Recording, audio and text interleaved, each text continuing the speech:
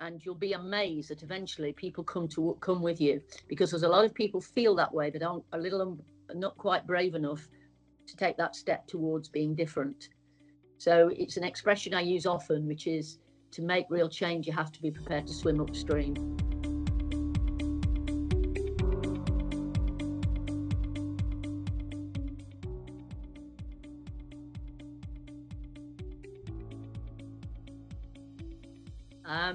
Well, I was a sporty kid, so from very early age, I spent my life outside. Those were the times when, because of my ancient years, they were the times when children could play in the streets. So I was either climbing trees, playing football.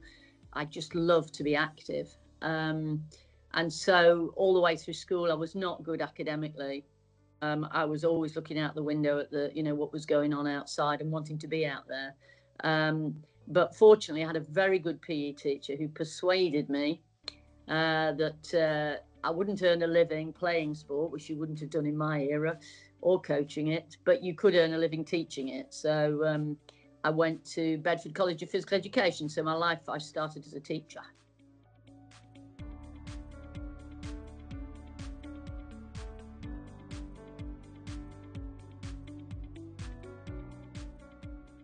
Well, I think if you're looking at participation, we still lag behind our male counterparts.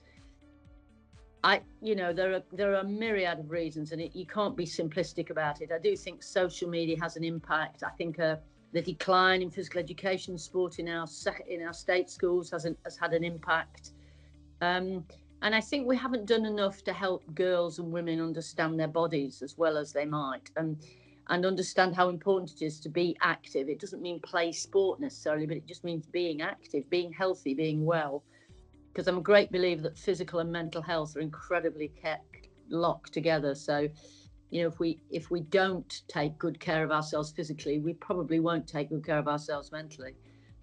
In terms of the other end of sport, the professionalisation of women's sport, I'm now part of a group which has got netball, football, rugby, cricket, all of us working together, because we're all facing the same issues, which is that players want to be paid, people want to watch professional women's sport, but raising the broadcast money and the commercial money to make it viable, massively challenging. So wherever you look, there are challenges, and equally, I think all of us would say, massive challenges in growing our number of volunteers, our coaches, our referees, stroke umpires.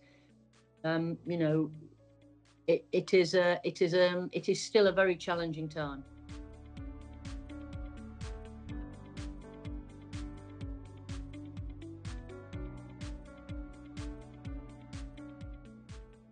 Well, I probably had two experiences. One as chair of UK sport, when I was responsible for our Olympic and Paralympic medals through London and Rio.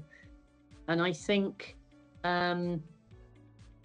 there I inherited a culture which was very much based on continuing to invest in the way we always had, but hoping we were going to get something different.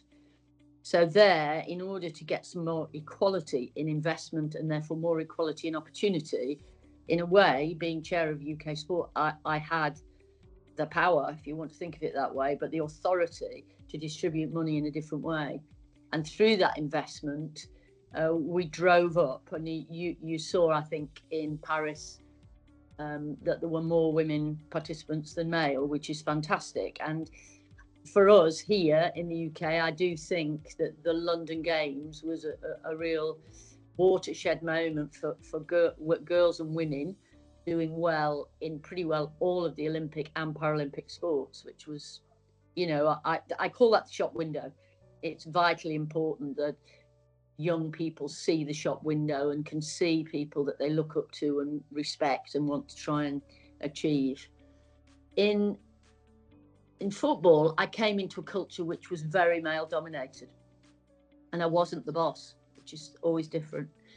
I was head of and then director of women's football, so responsible in a sense for setting the strategy, but changing the culture from within is much harder than changing it from on top.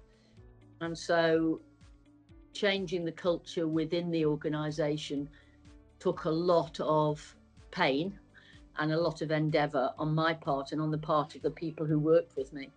So it was about being very consistent about language, about the way we conducted ourselves, about not being overly aggressive about what we needed to do, but being sensible about holding our ground on certain things, but not turning everything into a war.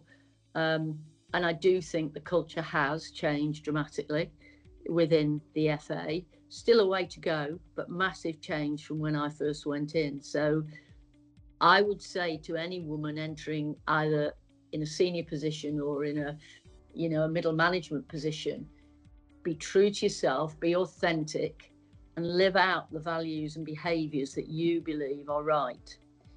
And you'll be amazed that eventually people come with you, because there's a lot of people feel that way, but are a little not quite brave enough to take that step towards being different.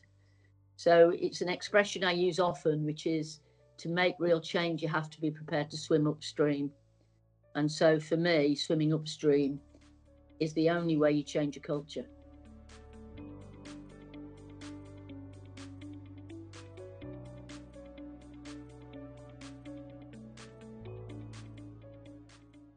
Well, I hope, most importantly, that it gives them time to reflect and think.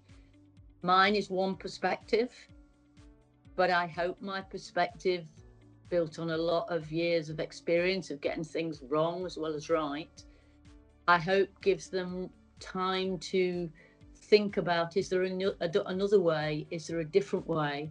So I hope it challenges their thinking, but I hope they also leave inspired, feeling that tomorrow can be a better day and that we can all work together to make business, sport, a better place for people to grow, develop, and earn a living.